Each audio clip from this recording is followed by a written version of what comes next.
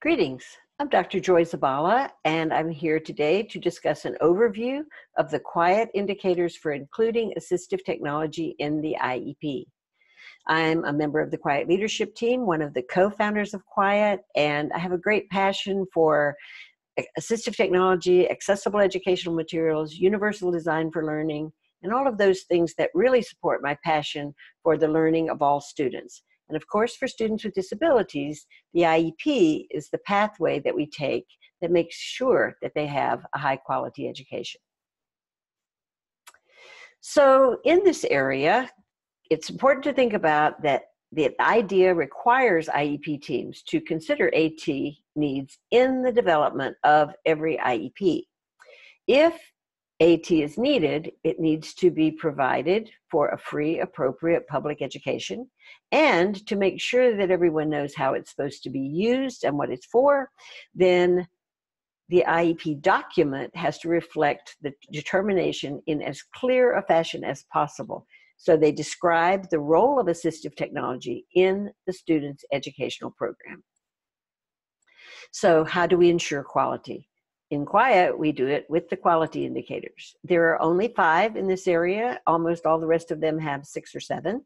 They are guidelines for documenting AT in the IEP. Every school or district or state should have guidelines on how assistive technology should be listed in the IEP and where. We'll talk more about that later. It also includes services that support the selection, acquisition, and use of AT devices, and the understanding that assistive technology is a tool to support achievement of goals, that assistive technology contributes to measurable and observable outcomes related to progress toward goals, and that the description of the devices and services to be provided and used has to be clear enough that people who are implementing the IEP know when and why the AT is to be used. So there's some big ideas that I'd like to talk with you about including AT in the IEP.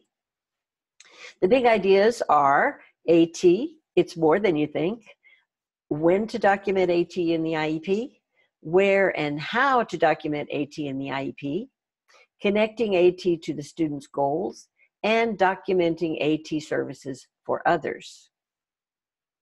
So with the first one, AT, it's more than you think. AT is not about what something is or where it comes from, but rather about the extent to which it is needed and how it is used by a student as a part of their free, appropriate public education. The legal definition is any item that increases, improves, or maintains the functional capabilities of a student with disabilities. Note that doesn't say any item from a particular place, it says any item. Any item that the student needs to make progress on IEP goals and in the general curriculum, any item that is needed for participation in curricular and extracurricular activities, and it also includes general technology that's used by everyone and is readily available in the customary environments, but is required by this student to address goals, to do the functional things they need to do to be a participative, active, improving student. When to document assistive technology is another thing that's sort of interesting, because the when is when AT devices are needed to provide a student with a free, appropriate public education. When AT devices are required as a part of a student's special education, related services, or supplementary aids and services. Please note that doesn't say how assistive technology services are delivered. It says AT devices are required as a part of special education, related services, or supplementary aids and services. In other words, if AT is needed to address the goals that are the part of the Individualized Education Program, then it's part of their special education. If an AT device, perhaps an AUG-COM device, is needed for a student to participate in and benefit from the related service of speech language, then it needs to be included as a part of their speech language services. And if it's needed to maintain a student in the least restrictive environment and becomes a supplementary aid and service, it's part of that as well. So the AT is a part of something bigger. We also document AT services that are needed to assist a student with the selection, acquisition, and use of an assistive technology device. And then again, that other piece that people often don't understand, when technology is available to everyone as a choice, but is required by the student to do what they need to do, where and when they need to do it. So where and how do you document AT in the IEP? And the interesting piece is, while IDEA requires that you do document it somewhere, at least in consideration, right, in the special factors, but it doesn't specify any location for assistive technology documentation when it is needed. AT can be documented in virtually every section of the IEP if it's relevant to that particular section. Generally, it's best practices to write features needed in the IEP rather than to write device names. For example, you might say a tablet computer with word prediction software, but you wouldn't say a particular program or a particular device. You will notice, however, that there's an asterisk by that, and that is that when we talk about present levels of performance and achievement, then we really do want to name what the student is actually using and how the use of what assistive technology they're using contributes to their present levels of performance. And part of the reason for that is we may need to change something or we may not. But if we know what a student is using, particularly if they've become a proficient user of a particular thing, we would really want to stay with that if we could, rather than go to something else, even if that something else had the same features. I think those of us who use Macs know that when we're sitting in front of a Windows machine, even though it does the same things, it does them in a somewhat different way.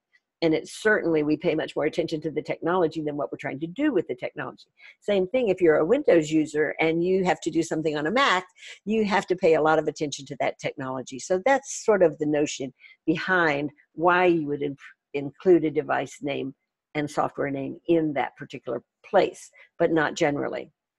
So why are guidelines important? I think it's back to what we said a little bit earlier. Guidelines are important so that IEP teams know in this particular agency or organization or state, where do we typically put assistive technology and how do we typically say it or write it in. Continuity across the agency helps implementers know where to look for the assistive technology, and it also helps if someone's monitoring what you're doing, they can look in a particular place and don't have to go all over the IEP to try to find where and how assistive technology is used. But the other thing that's really important here is that you may find it in multiple places. It may be, obviously it's going to be in the special factors, but it may also be in several other places. One of those places that I mentioned was the present levels. Another one is when you're thinking about a student's needs for the statewide assessments or the large scale assessments that they take. So in those places, as well as in the other places we'll highlight, be thinking about how you can document in those places as well. So one of the places that there has to be a strong connection is between the assistive technology and the achievement of goals, as we mentioned. So how would you talk about assistive technology there? And there are a couple of ways to look at that. One is that assistive technology devices can be written directly into a goal. And here's an example. James will use an electronic word processor with speech output and word prediction to increase the complexity of written products in English class. So his goal is to increase the complexity of written products in English class. But in this particular case, the how is written into the goal. He's going to use his electronic word processor with speech output and word prediction. Note that those are features. Those are not the names of any particular thing. That's what he needs in order to increase the complexity of written products in English class. Now, another way you could do this is you could make a statement about AT that could be written in as an accommodation to be used for multiple goals. So the goals wouldn't have the means in them, but they would be in a statement that connected to those goals. For example, James will use an electronic word processor with speech output and word prediction for any writing task more than one paragraph in length across the curriculum in any class. So you've got a lot more potential places where James really needs to use that electronic word processor with speech output and word prediction than in that one English class. But either way is a good way to do it. There may even be another way that you choose. I personally like the statement that addresses more, but I have a colleague who's an attorney, and she says, I like it written in that statement because it says exactly when it's supposed to be used. I just think, for me, I prefer not to write it in every single goal. But again, that's an opinion, not something that you should take as pro or con. And then what about documenting assistive technology services for others? Assistive technologies services are documented when they're needed by professionals and family members so that they can support the student. There's also typically we write such services in to include training and ongoing support when needed. So the training may be one session and it might be fine, but the more complex the technology is, the more sessions there might be needed for them to be able to help the student, to know how to include a student using that technology in what we're doing in the classroom and how to support them at home so that they're able to make additional progress. Sometimes ongoing support is needed, and when it is, we write not only when it's going to happen, but who's going to provide it. There may also be other program modifications that will lower barriers to student progress, but are not directly provided to the student, that are about building the environment into a place where not only this student, but all students can learn and grow. So what about next steps? Here are some that I think are important. Check to see if your district or state has guidelines for including AT in the IEP. If not, volunteer to help create some. It's going to be good for you, and it's going to be good for everyone else as well. Where AT appears in the IEP is not as important as being sure that it's included in a way that makes sense to those who are implementing the IEP and supporting the students' use of AT. They need to know what it's for. They need to know when it needs to be there. Somebody needs to know how to care for it. Often the student can do that independently. Sometimes they need help. And then another step is to use the sample materials and resources that are provided in this module and in other places to learn more about AT in the IEP. Check the internet for other examples. There are many ways to do it well. So what about those resources? There are some that are included in this module that come directly from Quiet, and there are also some that are from other places that you should have a look at. The Quiet resources for this area are quality indicators for including AT in the IEP, the Quiet self-evaluation matrix for including AT in the IEP, planning document for including AT in the IEP, and guiding document for including AT in the IEP. You will find all of those at the website, quiet.org. If you just go to the indicators tab, you'll see them right there. Other resources for AT in the IEP that you might want to have a look at, there's one from Pennsylvania from the Patan Group, Assistive Technology in the IEP, a guide for IEP teams.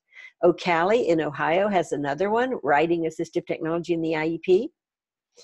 Able Tech in Oklahoma has one called Documenting AT in the IEP.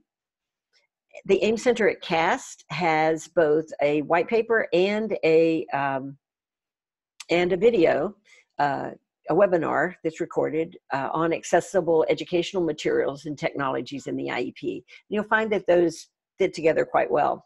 And there are many more. As I said earlier, go to the internet, just Google it and see what's there.